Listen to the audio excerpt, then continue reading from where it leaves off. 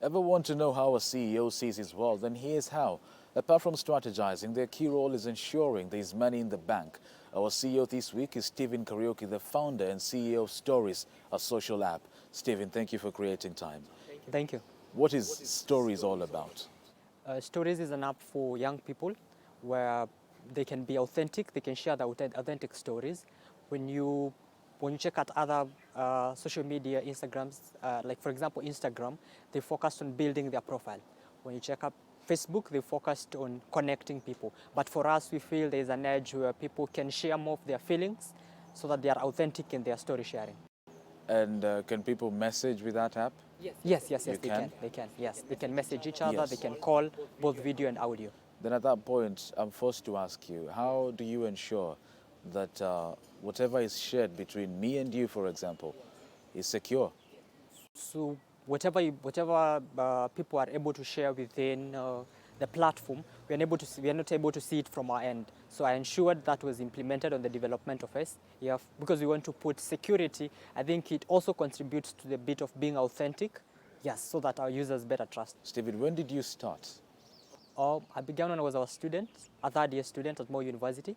Yes, and by the time I was completing campus, that is, I did my graduation in 2018, I was the most innovative student from Moore University in the 37th graduation. And is that when you got the idea of starting Storiez? Yeah. I had an interest in IT because I did anthropology. Yeah, but I had an interest in IT, so I began working on the idea when I was a third year. Yes, after I read the story of William Colgate, the founder of Colgate. So is that where you draw your inspiration from? I mean, anthropology and IT are two worlds apart. Yes. Where do you draw your inspiration from?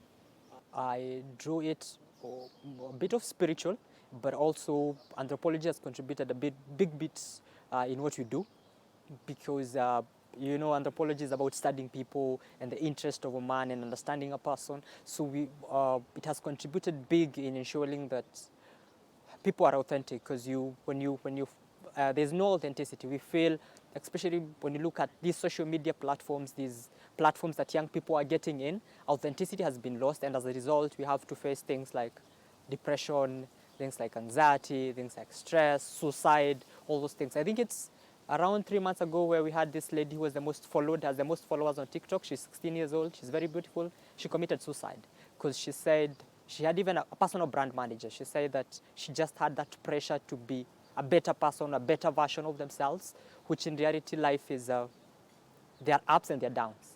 And Stephen, I'm prompted to ask, how do you generate revenue from this app?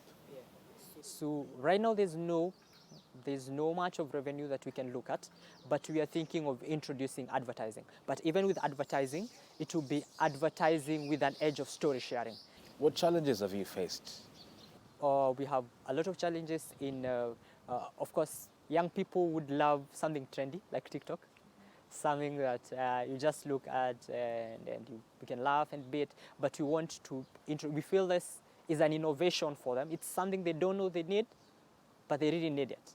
These challenges that you have faced from 2018 to now, how have you tried to overcome them? Anytime we are doing an update of the app, we gather a group of young people and we ask them, what do you think about the app? Is it okay? Is it something that you can post how you're feeling? Is it a platform that you can trust?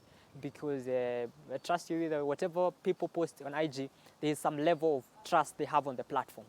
So is this something that you can trust so that you can be able to share your own personal stories in there? We collect a lot of feedback. We gather those feedback and we have built this. Yeah. Actually, when you look at the platform, anyone who downloads the app for the first time says it has a very good, it's appealing to look at. The user interface is good. Yeah, and that is a result of studying our market and getting in their views and incorporating it as part of our work. Maybe one would ask, what's the difference between your app and other apps where you can also tell your stories, like Facebook, Instagram, Twitter? What's the difference? So the difference is in when you check at Instagram, for example, at 3/4 of the screen, you have the profile, you have the picture, and a very small caption. In other words, they are telling you, this is not a place to write. We don't want you to probably write what you're going through. So they leave it in very small words, and that's why always when I'm going to a matatu in the bus, you always see some guys are like just scrolling through as they like. scrolling through as they like. So they never read. They never know whether whatever you may be posting something, but as a result of posting, maybe you are experiencing some mental challenges. But I never read. I just put it alike. So for us, we've given caption a higher priority. It actually comes on top. And then there are several lines to it before the read more, so that we ensure that you read. Where do you see yourself and Stories as an app in the next 5 years? In the next 5 years, we see ourselves, I would love to see ourselves as the biggest IT company in Africa, born and bred and built in Kenya. And looking at the Kenyan market and the Kenyan government as well, would you say that the Kenyan government has appreciated such developments by youth like Stories app? I would, yes, I think it has. The Kenyan market, has it appreciated such apps? For the Kenyan market, I think Kenyans do.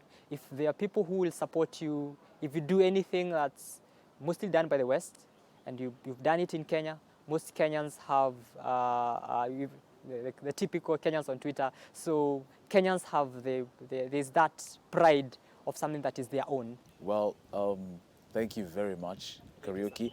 I think it's a good app, but maybe before we even conclude this interview, maybe you'd tell us, do you have a boys club, a group of CEOs that you hang around with?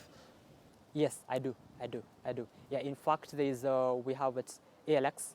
Yes, there's a mentorship program that we have. So different CEOs come on board, and we get to interact, we get to share. Yes. Thank you very much. That has been Stephen Kariuki, the CEO and founder of Stories app. The conversation continues next Monday.